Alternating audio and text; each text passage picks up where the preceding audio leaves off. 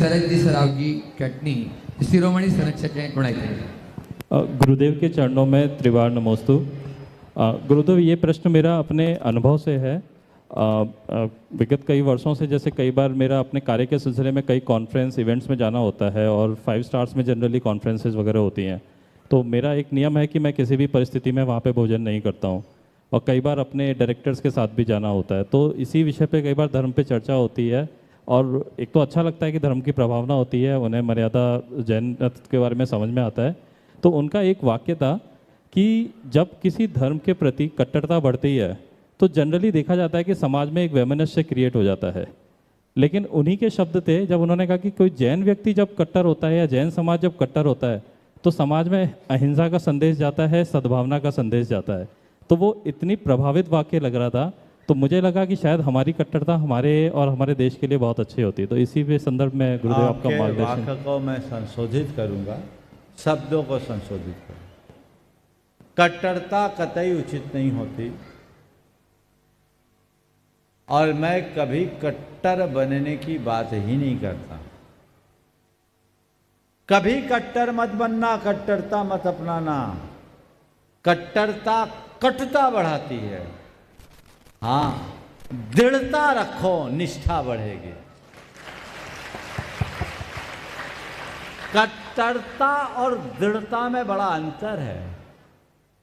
जब हम कट्टरता को अपनाते हैं तो अंदर से कठोर हो जाते हैं और खुद की महत्ता को ख्यापित करते हुए सामने वाले को कमतर साबित करने की कोशिश करते हैं। ये कटुता का एक बड़ा कारण बन जाता है। लेकिन जहां दृढ़ता होती है वहां विनम्रता भी होती है, उसका प्रभाव पड़ता है। मैं अपने आप में दृढ़ हूं, ये मेरी चर्या, ये मेरी क्रिया है, मुझे अच्छा लगता है, ये मेरी लाइफ स्टाइल है और इसमें लॉजिक है, ये अहिंसा है। मैं आपसे ये नहीं कह रहा हूं कि आप लोग गलत हो, पर मैं जो कर रहा हूं मुझे उसमें संतोष है, मुझे अच्छा लगता है, मेरी लाइफ स्टाइल है, मैं इसे अपना रहा हूं विनम्रता के साथ। यदि आपको अच्छा लगे आप भी ट्राई कर सकते हैं, यह दृढ़ता है। इसमें मैं कॉम्प्रोमाइज नहीं कर सकता, माफ कीजिएगा, आपका मैं इसमें साथ नहीं दे सकता, ये मेरी दृढ़ता है। इसलिए जैनियों को अपने धर्म में दृढ़ धर्मी होना चाहिए। दृढ़ धर्मी और प्रिय धर्मी बनो, कट्टर मत बनो,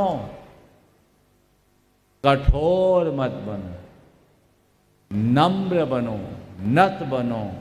तो जो तुम्हारे डायरेक्टर्स और तुम्हारे उच्चाधिकारी ने ऐसी बात कही है, उनकी ये बात अभिनंदनीय है और ये बात एक कट्टर जैन के प्रति प्रकट नहीं हो सकती, एक दृढ़ और विनम्र जैन के प्रति ही प्रकट हो सकती है। बंधुओं, मैं आपसे कहूँगा एक बार इस प्रभाकांत का जोरदार अभिनंदन करें।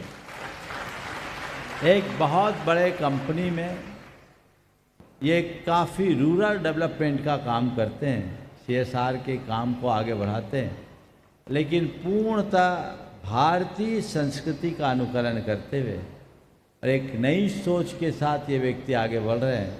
आप सबको सुनकर थोड़ा आश्चर्य भी लगेगा, अटपटा सा लगेगा। इनका बेटा कोविद पीछे खड़ा है, सामने आ जा बेटा।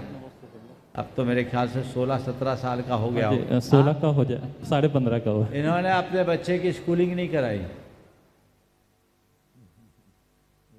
और एक नई अवधारणा के साथ अपने बच्चे का पूरा पालन पोषण किया और उसकी शिक्षा को देखोगे तो अच्छे अच्छे डिग्रीधारी भी उसके आगे फैल रहे होंगे।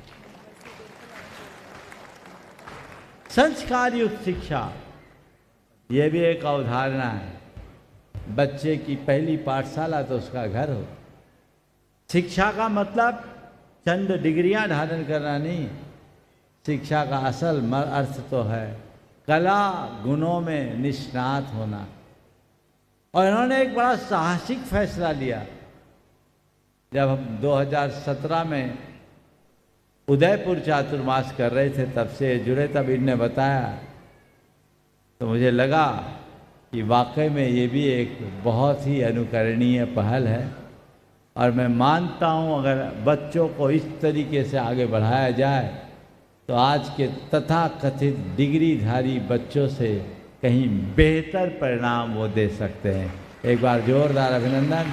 और मैं चाहूँगा धर्म प्रभावना समिति के पदाधिकारी इस पूरे परिवार का वहीं जाकर अभिनंदन कर दें। पहुँचिए जल्दी, स्त्री पुरुष सब पहुँच जाए।